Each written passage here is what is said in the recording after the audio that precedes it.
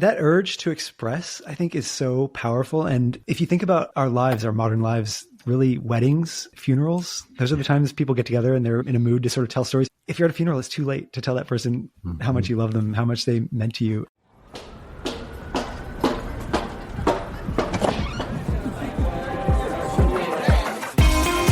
Hey, thank you for coming. Welcome to the Love Shack. Hello, welcome to the Love Shack. It's a little place where we get together, explore fresh perspectives, and eavesdrop on juicy conversations in an attempt to uncover the things that really matter while having a little bit of fun along the way. This is episode number 136, Preserving Love's Legacy, how the company Artifact captures and celebrates our relationship stories, and how it is that Tom and I came to discover them, as well as a family member that we gave this gift to you happens to be with us as well. And we're going to unfold this incredible experience for you right here live on the podcast. Because here's the thing. Have you ever noticed how quickly the wonderful moments of our lives flow right on through, and the challenges seem to hang around often for much longer than we would prefer? So much so, we can forget that there's any good in our lives at all, as well as the people that we love, especially when we experience months, sometimes years, of what seems like an endless stream of struggle. Unless we sit our butts down and we put some focus and thought into remembering the good in ourselves, in our lovers, and in our lives. Ironically, this is often difficult to do, but however, it is the counterpunch to easing our suffering and reconnecting us to those we love once again. Essentially, when we reach for and remember the good moments and stories in our lives, it refuels our emotional gas tanks for the journey ahead. Today, we are so thrilled to have you join us for a powerful conversation with the co-founder of Artifact, George. He is in the house with us, and another dear person, probably one of my favorite human beings in the whole wide world, David Woods Bartley. And he is here as a brother-in-law, family member. But if you are a listener to our podcast, you've probably heard us have a couple of conversations. But here's the thing I want you to know about George first, and then I'll talk about Woody. George is part of creating a platform where we can share our feelings and experiences with the people that matter to us most. Artifact handles the scheduling of the interviews themselves conducted with their journalists, and then the editing of the audio recording. The end result is a polished podcast with a password-protected webpage that's ready to share with whomever you choose to share the link with. And David, well, he's incredible too. He travels the world as a mental health advocate, helping people create connection and hope in their lives and offsetting the devastating effects of suicide. He's traveled to military bases all over the world, and he has a powerful message. But today his message is going to be his experience of receiving from the people that love him what it was like to receive our thoughts and perspectives on what Woody means to us, which is an experience that, quite frankly, we don't receive very often in our lives. So we bring these men together with our experiences in the hopes that you might see how powerful and impactful doing such a thing of remembering the stories and telling those stories from your perspective as to why it is you care and appreciate the people in your life. So I want to begin with asking George, the catalyst behind this idea of Artifact. George, tell us about how it is Artifact came to be. Yeah, guys, thanks for having me. I really appreciate it. And what a beautiful introduction. We could use some help with the copywriting, I think, sometimes with the, hey, what is this thing? So I appreciate that.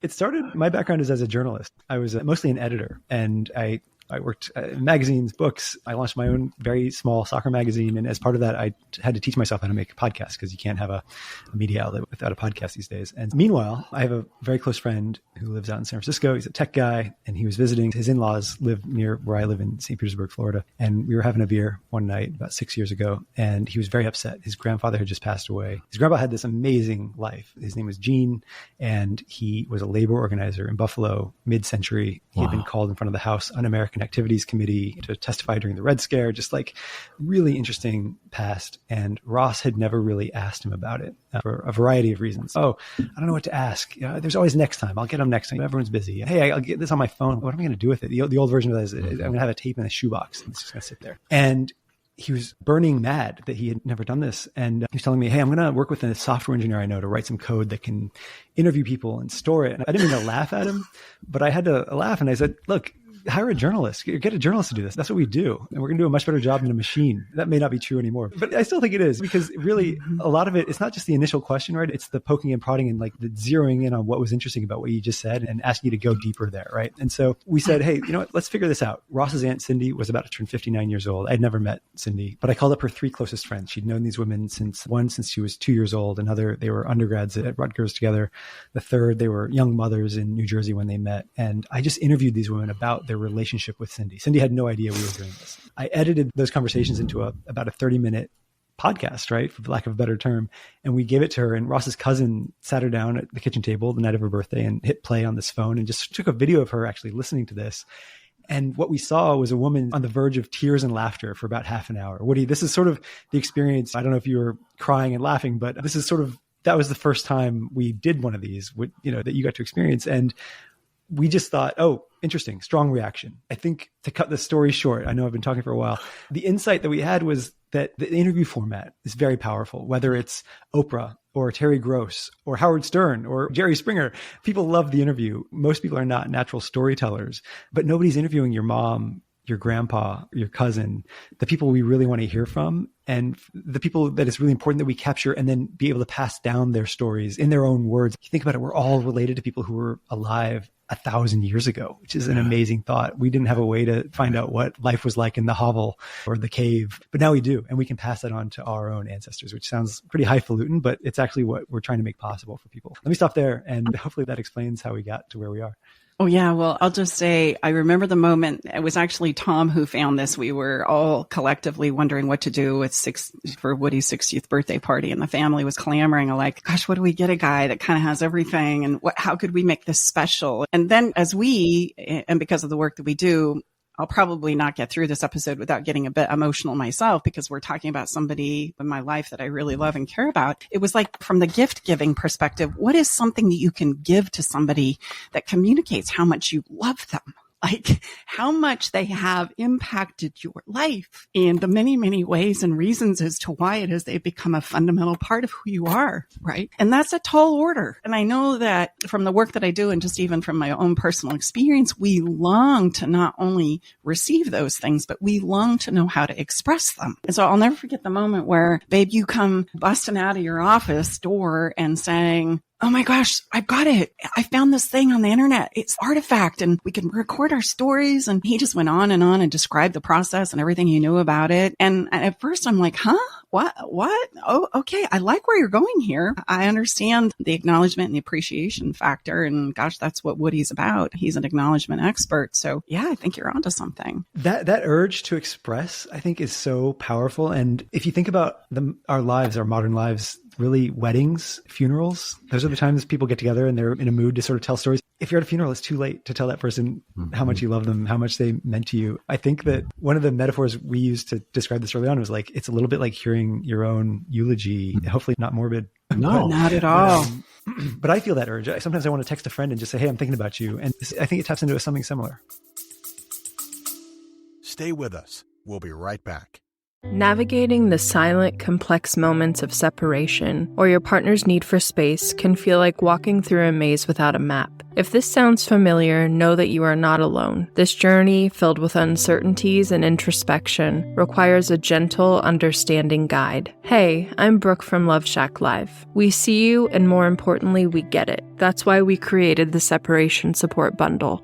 A collection of resources designed to not just guide you through separation, but to offer comfort and clarity during these times. Our separation guide offers insights and support to help make sense of your emotions and the process of separation. And for those moments when words escape you, our guide on 10 texts to send when navigating space provides thoughtful prompts to help communicate with compassion. Plus, a soothing separation meditation to help ease the overwhelming moments. Because sometimes all we need is a starting point, or a way to start feeling okay again. Remember, you don't have to journey through these complexities of separation alone. Our Separation Support Bundle is here to accompany you, guiding you towards healing, understanding, and most importantly, the renewed sense of self. Visit staceybartley.com/bundle today to access your free Separation Support Bundle. At Love Shack Live, we're all about exploring the real stuff that relationships bring, the good and the challenging. So let's tackle this together, because even in the hardest times, there's hope,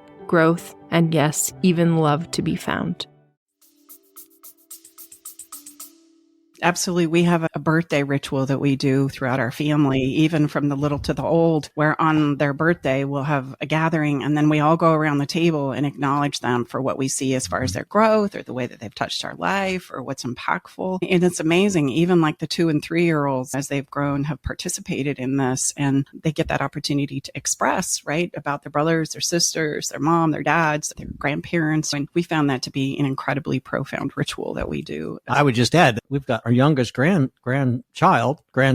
This started when he was literally a baby. And if we're lagging behind because we are not where we used to be when we are acknowledging Woody basically in this that he's going to share with us, but he will say, hey, when's the acknowledgement ceremony going to happen? Here's a child. Now he's in the whopping 5th grade. He's asking for it. I think that is incredible because isn't this what everybody does on their birthday? And they sit at the head of the table with a special placemat. Just shows you that none of us ever, I think, don't appreciate being appreciated. Yeah. Yeah. No, it's a little off topic. I have a 4-year-old and a 20-month-old. And I think that just my wife specializes in social and emotional learning. She's a teacher. And one thing I'm really grateful for is her emphasis on that as we raise these kids. Like just hearing our daughter say things where I'm like, man, that was emotionally very mature. I'm shocked to hear that come out of the mouth of a 3-year-old. And it sounds like you guys are like raising kids, attempting to do something similar, which I just think is so powerful, so important. Yeah, I agree. So let's talk about maybe the experience of creating this and what it was like on this side of creating this. Yeah, actually, I think I shared this with you, George. I heard about your company on a wonderful the 70 over 70 podcast, Yes, which is a fabulous podcast. And anyway, so I said, wow, David can share, but he's a huge person, has inspired all of us. We can acknowledge people and it isn't even really that hard just by simply remembering their names. Some very simple things. But anyway, I said, well, what a perfect thing for us to do. And then I reached out to my 2 other brothers and they said, absolutely, let's do that. And so it was just like the perfect fit at the perfect time. And David's wonderful fiance was putting this all together as a surprise on top of it. And yeah, it was just like the perfect discovery. We say Gus, God, Universe, Spirit provided this resource that I had no idea about. And then it was just a delightful experience from front to back. Well, so we were parked under a tree in our car. Tom and I, we were just driving. Yeah, we were driving from a coast home. Trip. We were all in different places too, which is really important. All of us So were different parts of cool. the country. And you're wonderful. I apologize. I can't remember the wonderful Interviewers. the female I that. looked it up. You spoke with Lee Gaines. Okay. It was really That's wonderful. right. Awesome. And, Yes. yeah. So Lee just started asking us questions. And for us, even the people who were expressing these things as she asked the questions, what came up and the stories that you wanted to share. And of course, time we were all done, the whole group was just kind of teary. We had the same experience you described in the recipient of the gift of laughing and crying and remembering these wonderful moments. So we drove away and we talked about it all the way home, 2.5 hours. We talked about the experience and how it impacted us and how cool it was going to be. And we were so excited to finally give this gift. And so that's just it was an incredible experience on the gift giving side. So to the listeners, some context. So David and I we're 2 of 4 brothers. So there was our other 2 brothers. And then Stacy and I were together in the car. We were driving. So we pulled off because we didn't have too much road noise. We wanted to be somewhere quiet. And then another brother was somewhere else. Another brother was somewhere else. And then our wonderful interviewer, she was somewhere else. So the powers of technology, it was all audio only. It was very straightforward, very convenient. And she did a wonderful job we're not at a loss for words, our family, George. So she did a good job at keeping us on task. And you're right, George, in that we don't ever interview like moms and dads and brothers and siblings and lovers, right? We just don't even think to do that. And the interview process is so powerful. I was shocked and amazed about what came out of that interview. And she did a fantastic job. I'm glad to hear you guys say that. That's really meaningful. Thank you. Yeah. So, David, what was it like? Describe your experience. Here we are at your birthday party. Well, It's a number one, you were surprise. surprised, right? When you walked in the door. God.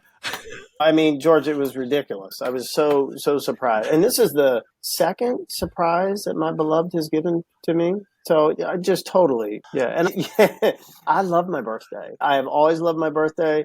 It's January 12th, just so you know. You get praised. Oh my God. Yeah, I mean, who I wouldn't? know. But some people, it's funny, George, some people are like, oh, I don't want to forget my birthday. I'm like, okay, whatever. I'll take yours as well, if you'd like. And I say, look, I'm early in the month. Take the whole month. It's okay. If you don't contain your expression. But there's a few things I need to say, George. One, you're amazing. Tom and I, there's a minister that was a huge influence. And he talked about this thing. He looked at life in a lot of different ways. And this is not about theology. It is to your point about this deep desire to express, especially from the youthful standpoint, that the minister talked about, that we think we give a child a stuffed animal so that he will feel loved. But the minister said, actually, his belief was no, because children have the innate need to love something. And I'm like, oh my gosh, you're right. The other thing I think that the foundation, and you may know the quote, what I do, I'm all about words, is William James's quote that says, the deepest principle in human nature is the craving to be appreciated. And in my work, it is. So this is what you do.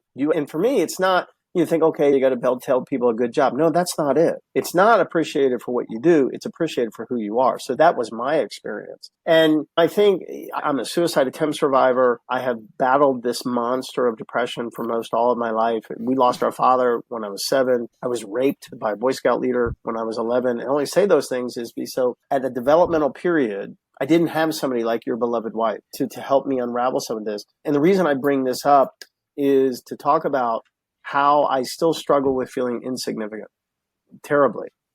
The antidote to that is you. Because I think for somebody like me, it is so easy to forget who we are for people. That, like, really, you would take all this effort to go and not just throw me a surprise party, but you would actually find this soul who is so passionate to remind people that, yes, indeed, you matter. And you have that. And then if you forget, like on your bad days, oh yeah, I can go ahead and replay it. That's extraordinary. And in fact, I just wrote myself a note. I mean, this is my lane. What I would share with you, there's a whole nother opportunity, I think, that you have to market this to people like me. That it wouldn't just be about the 60th or anything else. Because I'm telling you, brother, there are people out there that are they're dying to know how people feel. And your product, if I may, which really, that sounds too sterile. Your genius and your brilliance and your compassionate creativity, for somebody to be able to, in that moment when people say, why didn't you pick up the phone and tell me you were in trouble? Because you can't. Like, that phone weighs 1 million pounds. You can't even think about it. But I can push a button on a computer and hear this in the background. So this thing can save lives. I can promise you. It is that powerful. Wow. And for me, wow. I can't underscore enough of the power of the monster to distort truth and initiate belief. Now, belief is unique. There are people who believe the world is flat. There is a great number of flat earthers. There are people who believe that whales create weather. There are people who believe that 9/11 was a scripted event. There's all kinds. That's the power of belief. Belief feelings don't relate to reality oftentimes. This thing, suicide, my expertise, be it as it may, is all about feeling. And so when you are confronted in the most powerful way with what the absolute truth is, that these people in my life said, no, this is our experience of you, but because of what you have been compassionate, I can't imagine the amount of money and hours, failures, successes, the continuation to be able to get the product to the point where it's so polished, like what you've invested. Please know, it's not just, hey, happy birthday. What you have, George, is something that can literally have people pause in the moment, feel connected, feel seen, heard, and valued, which is the foundation of connection, thus have hope, hold on, pain ends, in the moment to get to the end of the day. That can be a game changer. And I think that's what you have. I know what it feels like. I know what it feels like to just, I know these people love me, but then to all this in the package that you have, tell you what, brother, that's some good stuff. I just don't know what to say about that, Woody. That is, what a power, thank you for sharing that. Just Wow. Yeah. What a And beautiful if I may, like, there's another thing you said. I don't know if you read the book Tuesdays with Morrie by Mitch Albom, famous book. And I'll tell you what, it's an amazing book. I just read another of his new book, and then I'm reading another one. And you made a reference to this that might have been kind of funny, but here's the thing. So the first book, Tuesdays with Morrie, was a nonfiction book, quintessential, meeting with an old master at the end of life. And one of the things that came up was to something that you alluded to, was why don't we do celebrations of life when we know somebody is coming towards the end of life? Why don't we do them now? Don't wait. Now you have the perfect vehicle to do that. And I'm just like, wow. So I wanted to put that out to just, I think if we can have people to get their mind around that, it goes to your point, like at a wedding and a funeral, oh gosh, I wish I would have said this in the conversation. Like, oh, you know what? I forgot to say it. Okay, pause. We have the technology. Let's do an edit, retake, take two and go here. Please don't, I mean, yeah, I could go on for days. And that powerful distinction, George, I think that's right from the lion's mouth, so to speak. But Woody, I would love your ability to capture a story and share with us your specific experience when Summer, your beloved, had the artifact on your big screen TV. Well, first I was confused because there is nothing like it. It's different. And I'm a big one on texting, and I'm going to deviate for a second. Please don't diminish the power, George, when you're thinking to somebody and you say, hey man, I just want to let you know I'm thinking of you. I can tell you story after story after story of what that does. But first I'm confused. So, in a really good way, because it's different. It's not that the same old, sometimes the same old is really good. There's nothing wrong with that. But this is just so new.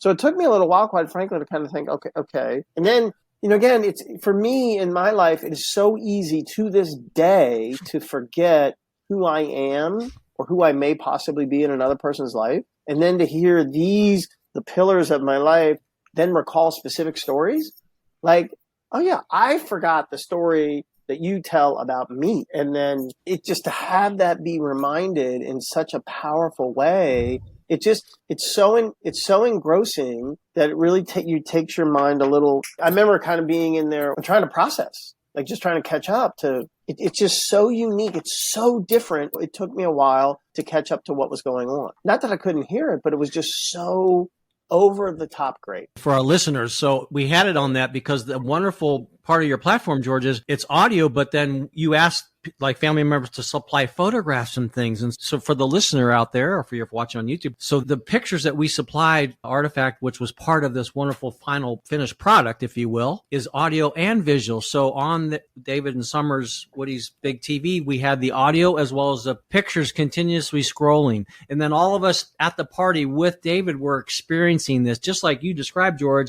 You were filming that first time. We were doing it in real time. I was going to say, we also had a video recently. I just want to make sure that's we think of it almost like we're inching closer and closer to a documentary feel. What is a Ken Burns documentary? It's someone talking while archival images and videos play. Yes. We're trying to get a little closer and closer to that. I will say one thing, Woody, that you said that really resonated with me is there's this word that I love. Stacey, I'm sure you're familiar with the concept of sonder. Have you heard this word? It's the concept that everyone else's life is as complex as your own. We think of ourselves as like the protagonist, the main character.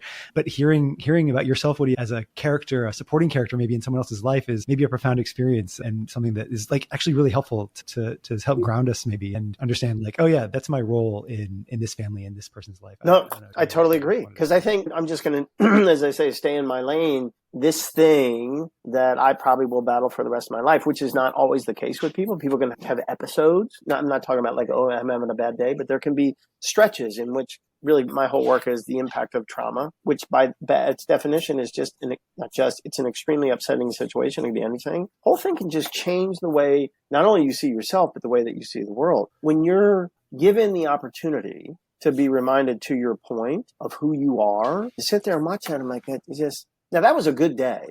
It was my birthday, but I can watch that now on a bad day because that whole thing, man, you can forget it. So yeah, okay, this is who I am. Not just this is who I am as David Woods Bartley, but this is what I guess even more to what you said, George, this is what I mean to other people. Because it is so easy to forget that you have any meaning, like you don't matter at all. And what I like to say is people need an experience of matter. I need an experience of matter. Like, oh my God, it's taken me a long time to realize if I weren't here, it would have a devastating impact. And it's not because of anything, but I'm worthy. And you think, well, yeah, of course you're worthy. Let me tell you what, that is something I battle every single day. What you have provided gives this, it's a mirror, but it's not a mirror. I guess it is a mirror in the sense that I am looking at myself, but I'm actually looking at myself simultaneously, my view, but it's being supported by another view. So now you have this thing with the monster, the view is totally distorted. Our brains can't hold competing thoughts. Let's say I was having a terrible day, which I still do at times. Let's say I was feeling suicidal, which at times I still do. I know what to do to get to the end of the day. But let's say in this moment, being connected with a brand new brother, and then my brother and my sister-in-law on my knees, it is impossible. It is the safety mechanism of my brain to hold a competing thought. Now, at the end of it, I could think about killing myself, but I can't in the moment. What you have created allows people to have the profound experience of connection, seen, heard, valued, pause, can't hold a competing thought. Maybe the pause is long enough where, okay, you know what? Let me just get to bed. Let me just get to bed. That may be enough. Then you know what? Let me watch this thing again tomorrow. You can have it without reaching out to anybody. Exactly. And see, to Brookie's point, that's the thing, because people, and I get it, and it's just because of people's pain. Why didn't you call me? Because you know what? I couldn't. That doesn't make any sense. No, it doesn't. The thing doesn't make sense. Yeah, I just want to bring this back to how simple it can be. Even maybe I'm not struggling or somebody that I love is struggling, but we're just struggling in our relationship, right? We're stuck in a pattern of manipulation and defensiveness, and we've overdrawn the bank account. The kids are driving us crazy, and I'm overwhelmed, and I've got less sleep. And then there's a emotional principle here that if I don't know what to do with my emotional pain, I'm going to act it out. Those are the two options we have as a human being. And sometimes we forget that the person that I'm co-creating life with is somebody in my life that I love and that I care about, because I'm just trying to keep my own wills on. And when we can have that reminder of, oh, wait a minute, wow, they do love me. I can be reminded that I matter. I can be reminded of the role that I play in their lives. It can help you get through so much, even if you're the person expressing it or you're the person receiving it. Just as we've talked about here in this beautiful gift and the ability to produce it, it works the same if I do it just in my relationship with my special someone. The giver and the receiver both are recipients of something that goes, oh yeah, I do like you. Oh yeah, I do want to do life with you. I completely forgot because I've been such a hot mess and I've been so frustrated and I've been taking this all out on you. And gosh, let's just push the reset button by pushing play, and we can sit down on the couch. Maybe we give one to each other so that in those moments we can remind ourselves primarily, I do care. I do want this. You do matter to me. Mom, too, you always talk about how emotions are like time travel, but you mostly talk about it in a bad sense, where if you get back to that painful place, you travel back in time to the place where you were hurt. But by using George's platform, you could time travel back to the good parts. You know, you could record the story of when you first met, or your first kiss, or your wedding day, or the day your child was born, the happiest moments of your life and your relationship. And you could have them at your fingertips all the time to do what you guys just said, where you could remember why you are in this relationship and why you care. Hey, George, in fact, I think speak to that, because I know I've read that's one of the suggestions that your platform, like you all suggest, right? This can be episodic, so to speak, right? Am I correct in that? You are. We have as Woody said, it does feel a little weird sometimes to call it a product, but we do have different products. But you received what we call a portrait, right? It's other people's view of you. They see you and they're describing you to the interviewer, right? Telling them why you're meaningful to them. We do the life story, right? The life story, usually for people, I don't know, we do anyone really 50s to interview people in their hundreds, honestly. Over time, we realized, hey, people need a little bit of guidance here. So we typically do that. The life story package is three interviews, three half-hour interviews. The first one is childhood. Second one is coming of age, we call it, whether that's for you joining the military, going to college, getting that first job, whatever it is. Third one we call family, life, and career, which is just broad enough to really probably cover most people. And then it's very common for people to hear that and say, I bought one for my mom, and say, oh, Mom, I didn't realize you were in the circus for a year. Let's add an episode about that. So people do add. We've done interviews with people who have just been married, right? Hey, record your love story now, because it's going to be fresh. And your kids one day, if you have kids, are going to get to hear this in a way that you will not be able to express it when you're in your 40s or 50s. You know, I'm 40. I know how much I've forgotten.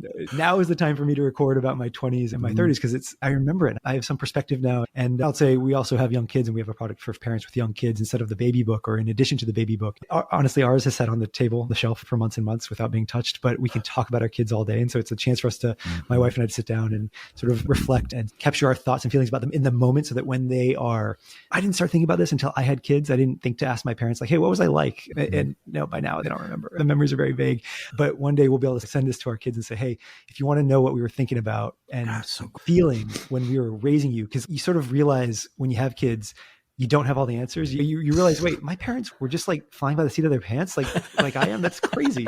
But now we can express that in a way that hopefully she'll one day understand and see how we see her at this moment, which is so precious and so like just uncapturable otherwise. Well, and something I read on your blog post is you've also had the story of the gentleman who ended up merging, I think, with a company.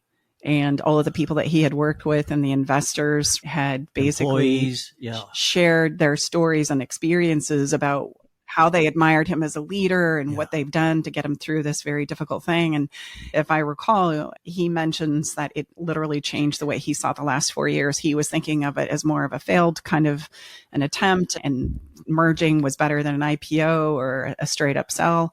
And I just thought, even in moments like that, we forget that life is relationships, right? We forget that if we're dealing with another human being, then there's a relational component that is taking place there in our human experience.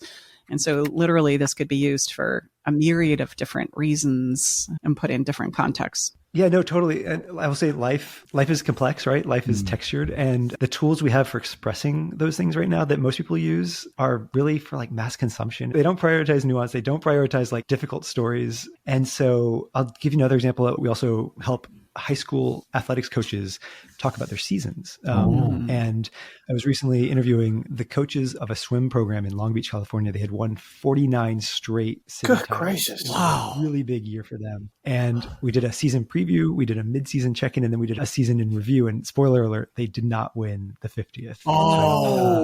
And so I knew that I'd been like refreshing my browser. I was really invested at this point. I don't live anywhere near Long Beach. And I saw that they had lost. And I was like, oh no, these guys aren't going to want to talk to me. Right? They're going to be like, thanks. That was fun. What ended up happening was they showed up, and it was 3 coaches, the head coach and 2 assistants, and the 2 captains, seniors. One of the assistant coaches had been a freshman or a sophomore when the streak started in the 1970s. Oh my gosh. These people and the 2 coaches had also swum at this school and had been part of this streak. What ended up happening was they turned out to be grateful for an opportunity to celebrate their teammates, to celebrate this streak, and to contextualize the difficulty of a season that, like, if you just saw the box score is one story, but for these people who lived it, is a completely different story.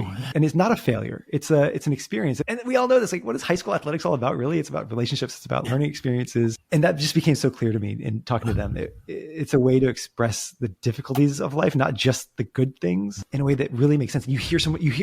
I think about this with our product for young parents all the time. It's one thing to like write a sentence about your child. It's a totally different thing for that child to hear the love in your voice as you're expressing this thing. Like, I could be talking about how frustrating my daughter is in one aspect of her life. And like those same exact words land so differently if she's reading it on the page versus if she's hearing me talk about how much I struggle with her through this thing that she's trying to deal with. So anyway, wanted to latch on to what you just said, and it really speaks to me. So yeah. I totally agree. We don't realize that our voice and the way it sounds is a touch point of intimacy. Yes. Especially like a smell, right? You smell a type of food that takes you back to your childhood. Hearing your mother's voice is absolutely. There's nothing else like that, right? Yes. So. Yeah, this is why you're in good hands. AI will never be able to replace the interview process because it's not a human experience that's going back and forth, right? There's that element of humanness that we need to be able to express how it is we feel about those that we love and care about or want to acknowledge and appreciate in our world and all those myriad of containers. So listener, I hope that you're being inspired by all the many ways that you could use this product, this platform that has the power to literally transform and save lives.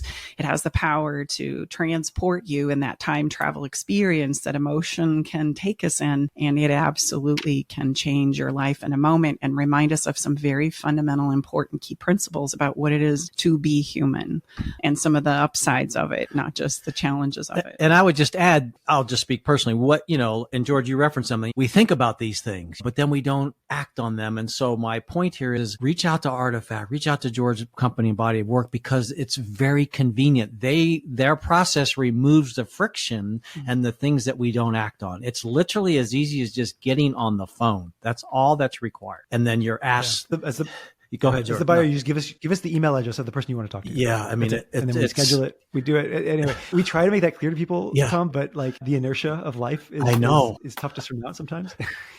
So and George, please, you guys, it is so simple. It is so simple, and they take care of the scheduling and the interviewing and the editing, and you get this completed product. And so you don't miss your opportunity. Just so you know, I took the liberty of creating a discount code for your listeners. I don't know if that's okay. Oh, it's beautiful. Please share that with us. Absolutely. We'll put it in the show notes too. So if people use Love Shack 20, they'll get 20% off their order. So I just wanted to make sure that you guys have that. Like we want people to use this. Everyone at the company uses it ourselves, like obviously. And so we want this to be out there in the world. People make it. Thank you, George. If I may, to kind of put it as a kind of a bookend to it, being on the receiving end, so we've already talked about what Tom and Stace talked about, what Brookie talked about, and then George talked about in terms of it is as simple. I didn't do it, but now I've heard it enough just to tell you what it's like to being on the receiving end. Like it is a gift that the person will have never received for whatever the occasion is. If you're 100 years old, if you're a new parent, if for somebody like me on the celebration of a milestone birthday, but also somebody who's living with an interesting thing that he didn't choose, which makes life really difficult at times. And then, this is like truth with a capital T. I know these people. These people are not just saying this to be nice. And what I would contend is no one's going to call up and make whatever the investment is, which is going to be ridiculously cheap compared to what you're going to get. No one's going to spend the money to say things just to be nice. So that ain't going to happen. There's nobody that is that altruistic to do it because of the inertia of life. So you got to realize that this is authentic. And so on the receiving end of somebody, it is going to make an enormous difference that you cannot even quantify, regardless of what inspired you to do it. Whatever it is, doesn't matter. It doesn't have to be in a situation like me. That's one possibility. But whatever the person on the receiving end, whatever the occasion is, it is going to make an impact. I know this from personal experience within the realm of how people need to be acknowledged. It will make an impact that you cannot even quantify. You can't even get your head around it. You got to trust me. This is my lane. I go around the world doing this. It will make an impact. Please, for the love of all things that are good in the world, please call this wonderful human being and take the time to do it. It's funny I'll say, like, the version I hear about that more often is folks older than you, right? Your parents' generation probably, who folks get lonely, especially later in life, right? And the version that I hear more often than what you just expressed is a grandmother might say, "Oh, who, me? I didn't have an interesting life. You don't want to hear from me." And like, no, somebody is paying us to talk to you. Like, they want to hear from you. Believe me. That's a really good point. And you don't have to have been like Amelia Earhart to justify being on, you just have to talk about your experience, right? And people feel seen, they feel valued, they feel like just the act of giving it. Anyway, I just that's the version I hear more often than what you expressed, which very, very, very, obviously everyone has their own experience, but no. And I think because I think not only is the person on the receiving end potentially diminishing who they are, the person on the giving end diminishes what could they contribute. It could be. And just to give credit where credit is due in terms of this, the foundation of my work is connection. The seen, heard, and valued comes from the great Brene Brown. So the quote is, I define connection as the energy that exists between people when they feel seen, heard, and valued, when they can give and receive without judgment, and they derive strength and sustenance from the relationship. That's what you do. It is because you're that grandma who's I was a grandma. I raised my kids. I stayed at home. Yeah, but grandma, your memory of me doing something that I totally forgot that had an impact on you, I need to hear that. I need to know that I matter to you. Doesn't matter what it is. I need to matter. So I totally get what you're saying, brother. One of my favorites is that we did a young woman with her grandmother talking about the Italian Christmas cookies they bake every year. And so they have this very special recipe. The grandmother was born in Italy, and this is a tradition that. So I tend to think about like these things like recipes that are like so losable. There's traditions that are so and like. Is the recipe what's important, or like the experience of like every December, getting the marzipan and like, Anyway, you Both. guys get what I'm It's saying. really But both. I mean, you mentioned anyway, NPR, so I know Dave Isay and StoryCorps. It's like you've taken StoryCorps and you've taken it, like you've given it like the best steroid of all time, and then you've put it to a place of technology to make it accessible. So we don't need to be sitting with Dave Isay. We could be in the situations, because you look, if you've not listened to StoryCorps is that sort of thing, but now you've made it accessible to everybody. Yeah, it's incredible. It's absolutely incredible. So George, share with us where we point people to on your side of things so that they can take advantage of that wonderful discount that you offered. Thank you so much. No, but absolutely. Our landing page is heyartifact.com. So heyartifact.com, HEY.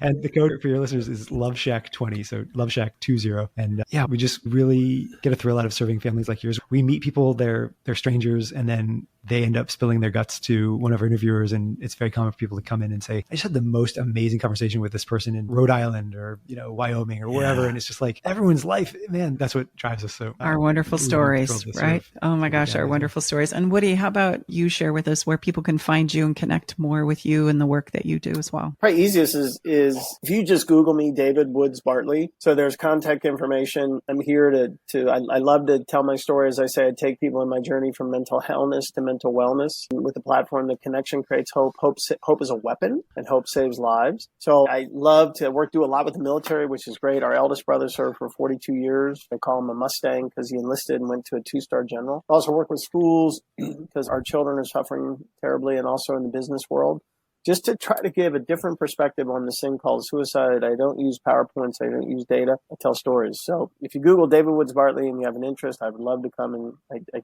give presentations and training in any way, shape, or form. It's davidwoodsbartley.com. Forgot about that.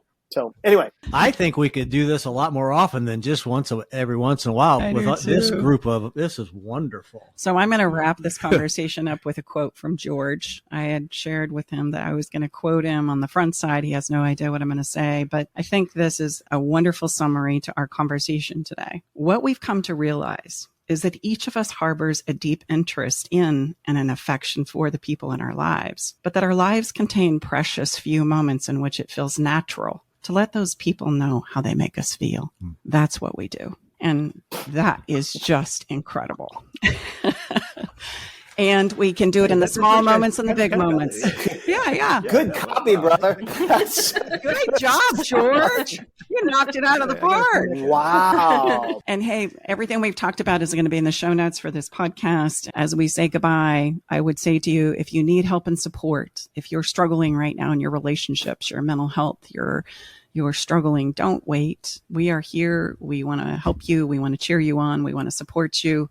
And sooner is always better than later. So you can find us at stacybartley.com, davidwoodsbartley.com, and heyartifact.com. And don't forget to pick up your discount. And we're going to let these two gentlemen go, and we're going to come back for some Follow the Fun and some Can You Feel It? But absolutely. Any final words, anybody? Guys, I've just really enjoyed hanging out in the Love Shack. Thank you for, thanks for this. We're so glad. And I happen to adore you three, so it never gets old. And George, what an honor. And I hope life continues to keep us connected. And thanks for what you're doing, brother. It's just really, really, really, really great. Hey, and you come on over here to Northern California, George, and guess what we're going to do? We're going to have an acknowledgement ceremony around the table. Wait for my birthday? Okay, all right. Doesn't have to be for your birthday. We'll just do it any old time. just because you got that friend in San Francisco, so we're only a couple hours east of there. Thank you so much. Such a pleasure.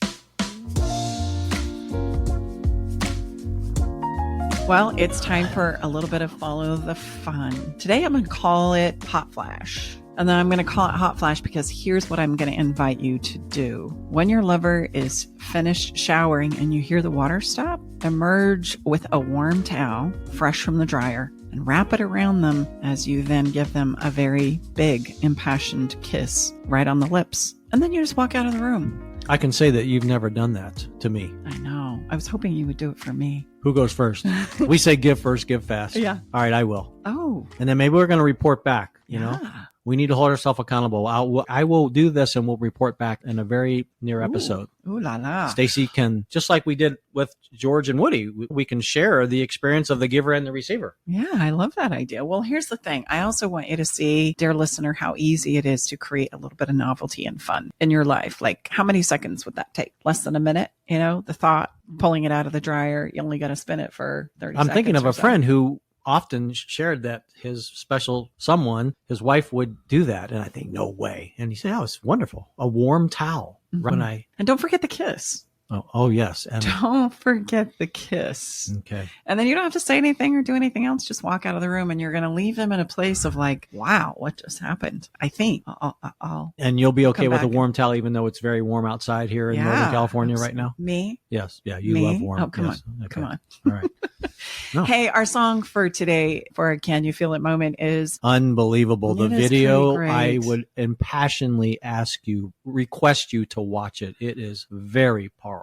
Mm-hmm. Stacy had me watch it before we started our recording. Yes, Timothy Bloom, Till the End of Time. Unbelievable. Talks about us creating a relationship that leaves a legacy behind. So it was perfect for our episode today, but it also talks about the power of love that we all crave and long for. So I really encourage you to check it out. And for those of you who are maybe new, and this is the first time you're listening to us here in the Love Shack, I want you to know that each and every week we choose a theme song for each episode. Why? Because we want you to feel your experience of being inside of the Love Shack, as well as some of the wonderful logical takeaways that we've shared with you here today. So you can check out this song. Yes, you can search it up on YouTube by going Timothy Bloom Till the End of Time. You can also go to our website. You can check it out there. We also have a playlist inside of Spotify, Love Shack Live playlist. You can catch out this song along with our collection there, and you can just take a wonderful trip down feeling lane, I suppose.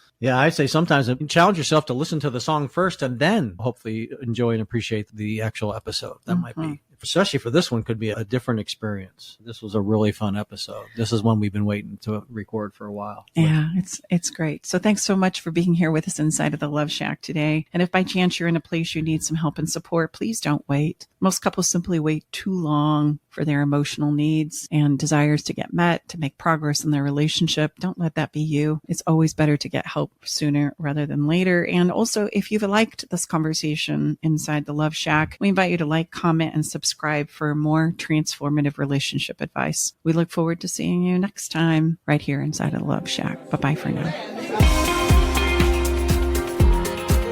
All right, it's time to leave the Love Shack. But before we part ways, we want you to know our door is always open and we'll leave the porch light on, ready to welcome you back whenever you need a dose of relationship wisdom. For more resources and tools, visit us at loveshacklive.com to dive deeper into the topics we've explored and find additional support for your relationship journey. Stay connected by subscribing to our podcast. Thank you for being part of our Love Shack Live community.